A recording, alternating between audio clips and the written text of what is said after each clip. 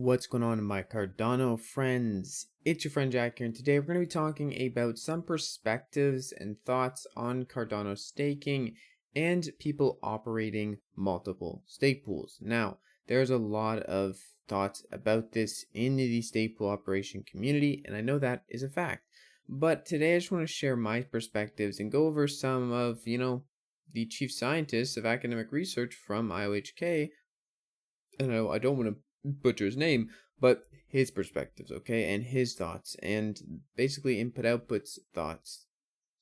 And I want to go over them in a fair light and then outline some pools who are running multiple pools. And not that that's a terrible thing, not that these are bad people, but I want to show you what some of what this article is saying and what it means in relation to those pools. So let's start first with the section I've highlighted is to be wary of pool splitters. Delegators are advised to be wary of pool splitters, and these are pool operators that run multiple pools with a smaller pledge hurt delegators and smaller operators.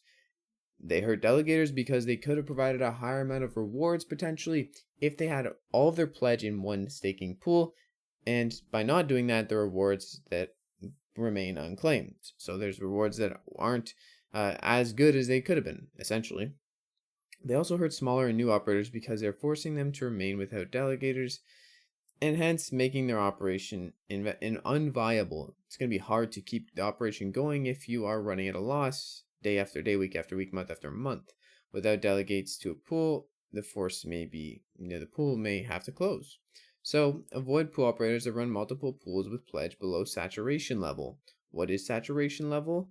Well, that's topic in itself, but before we get into that, it is okay to delegate to people who are in multiple pools, assuming they keep their leverage low and that they support the community. I also want to keep in mind that people who are operating pools nowadays and starting up pools, they don't have it easy. It's not going to be easy to keep that leverage number low, and the leverage number is going to be harder to keep low as Cardano price goes up, because if Cardano is worth $1.50 now, and you need 100,000 Cardano to actually be properly leveraged at a minimum, that's insane, right? $150,000 to start up a Cardano stake pool. It's insane. Okay, so I'm not saying that people with multiple pools do not have enough skin in the game. Pretty much all of them do, but I want to outline why it is kind of greedy to make multiple pools. And nothing against the people that I'm going to be outlining, but it's true and you should know these things, okay? And obviously, also keep in mind, I am just a guy in my mom's basement. I don't have all the perspectives in the world and I don't know everything. So I could be wrong about some things and I could be completely out of league here. But I want to show you what input output's saying and kind of explain to you how it works with actual stake pools. So don't split your pool. With the coming changes in K, commencing the move to K equals 500 on 6th of December, essentially making it so the optimal amount of pools that are successful is higher by moving K to 500. We are already seeing pool operators splitting their pools in order to retain delegators without becoming saturated. Do not engage in pool splitting unless you can saturate a pool completely with your stake, which pretty much very little people can do, especially if they're just getting into Cardano now. But you should keep your leverage as close to 1 as possible. So getting down as close to 1 as possible. Having a leverage at 400 is a bit scary, and honestly, having a leverage at 400 is kind of common now.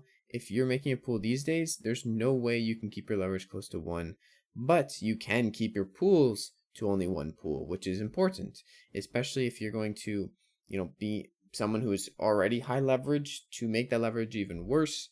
Say you're at 400 because you can only afford 3,000 pledge, and you have a pool with millions of ADA in it. To split it from there is just questionable, right? And most of the people splitting pools, they're not doing it with 1,000 pledge. There are operations like Meld who are putting their pledge to almost 0, and they're doing that, but it's a bit different, and that's a whole topic in itself we're not going to get into. Now, keep scrolling here, and I believe that's actually all we had. So if you're a whale relative stake to 1K, keep it as close to 1 as possible. But one last thing, pool splitting that increases your leverage hurts delegators' rewards, and more importantly, it hurts the decentralization of the Cardano ecosystem, which is detrimental to everyone, okay? Now we're going to take a look at some pools and and some pool operators that have multiple pools and their leverage. So this leverage is at 86. They have a 750,000 ADA pledge. Okay. So essentially, with a 1% margin, they aren't going to be making that much with, even though they have 64,000 live stake, they have so much people in this pool. They're not going to be making that much with only a 1% margin, and the 348 they're getting every basically 5 days. So they're not going to be making that much. So to split their pool is just pure profit for them. They have a huge pledge, so I don't see it as that bad of a thing to do this. But obviously, if they weren't going to split their pool, a lot more people will be able to successfully run single pools. And this is true. You can't really negate that because the ADA wouldn't be in these pools. It would be in single pools, most likely. It could be in Binance, though, so this could be completely irrelevant. But in my opinion, most of that stake would go into these single pool operators, and we'd be able to see some, more percentage in this section and more successful pools that are individual, not having to close down or retire. So this pool here, or this group, has 4 pools, or 3 pools. I can't even read a donut. And 3 pools with 2 of them almost at max saturation, and 1 of them is at about half. And I'm assuming each of these pools has a good pledge. You can see here that they have low-ish costs and decent luck, but their pledge is hefty. Okay, I can't argue with that.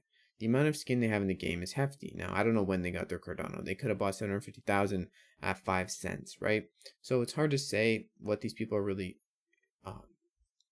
putting up in terms of fiat value, but they're putting up a lot of money now because they could sell that Cardano, but they have it in their pool.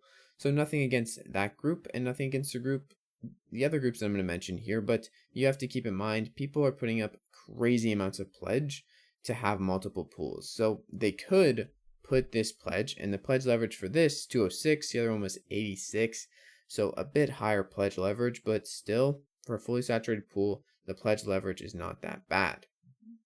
That being said, to have 250,000 ADA is a lot, yes, but do you need to create 6 pools, which is how much this group has? And Rick, the creator of these pools, is a really good person, huge contributor to the Cardano community, and I don't think he doesn't deserve this type of income, because trust me, this is a lot of income in ADA, and if you're going to sell it to fiat, you're making a lot of money, a lot. But not that I don't think Rick deserves this, okay? I'm just saying that if people do stop splitting their pools and just keep it to 1, it would be pretty obvious that more people would be successful.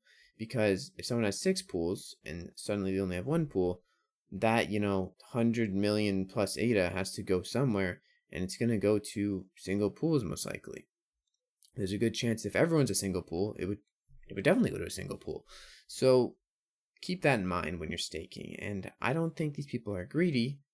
I mean, I think it is an act of greed essentially to transfer one pool to another pool, split your pledge. But these people are putting up big bucks. Like, they're putting up hundreds of thousands of dollars into their second pool, which they could put into their first pool and pledge it all there, which a lot of people do, actually. There's a lot of people who do stick to one pool, but it's not that simple. And your pledge leverage, if it's at 450 with 100,000 ADA, to get that down is crazy, right? And obviously you're not making nearly as much ADA if you only have one pool. If you have a second pool, you get this 340 ADA every 5 days on top of a percentage. So the 348 is a lot of ADA. That's mainly why people make their pool or second pool, so they can get this 340 ADA guaranteed to them every 5 days. Then also the percentage, but the percentage is never going to be really 300 extra ADA unless you have a fully saturated pool. So you can only put the percentage so much, so people are going to over leverage. And 100,000 ADA, if I'm making a pool too, I got to tell you that I'm not going to have 100,000 ADA put in there. My leverage is going to be way worse than this, but I'm going to keep it to one pool.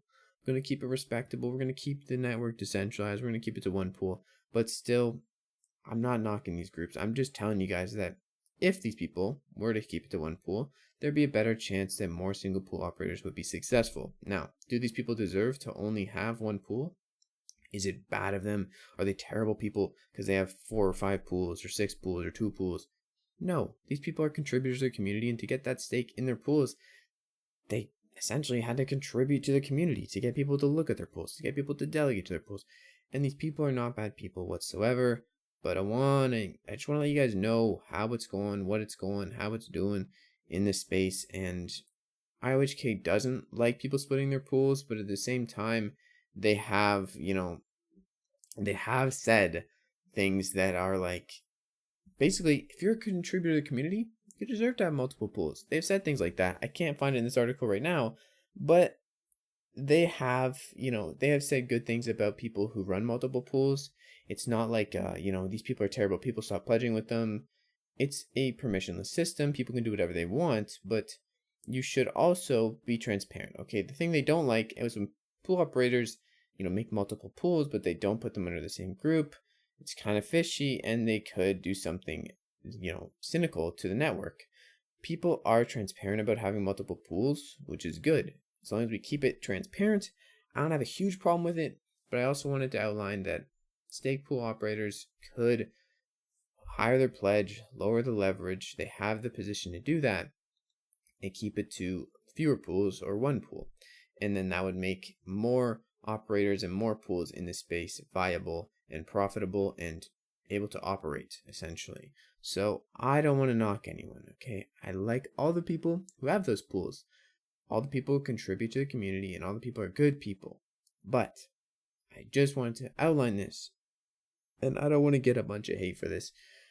I just want to outline IOHK's thoughts and how it compares to leverage. I'm going to make my own pool. Like I said, it's going to have probably terrible leverage, but I'm going to keep it to 1, and that is really all I got to say for today. I think I've rambled on here for quite a while, but I hope you guys get the point.